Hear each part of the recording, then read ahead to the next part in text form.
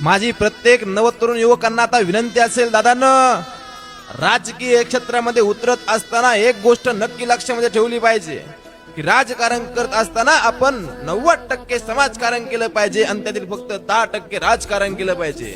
हे 10% राजकारण करत असताना देखील एक गोष्ट ध्यानात ठेवली पाहिजे की आता मोठमोठ्या पुढाऱ्यांचा कार्यकर्ता म्हणून राहू नका, तर स्वतःच्या हिमतीवरती समाजकार्य करा, स्वतःचं पाऊल स्वतः टाका, कुणावरती अवलंबून राहू नका. का तरी राजकीय पुढारी 5 वर्ष तुमच्याकडून नाना प्रकारचे काम करून घेतात, नाना प्रकारची समाजसेवा करून घेतात आणि रात्रंदिवस तुम्हाला कार्यकर्ते गोळा करून वाढदिवस करायला लावतात, इकडे तिकडे पळायला लावतात आणि ऐन वेळेला नगर परिषद, नगरसेवक, जिल्हा परिषद, पंचायत समिती यासारखे इलेक्शन आल्याच्या नंतर ते तुम्हाला पाठीमागे सारून स्वतःच्या पोरांना आणि स्वतःच्या जवळच्या माणसांना पुढे आणतात. का तर गरीबाचं पोरग हे फक्त गरीबच राहिलं पाहिजे.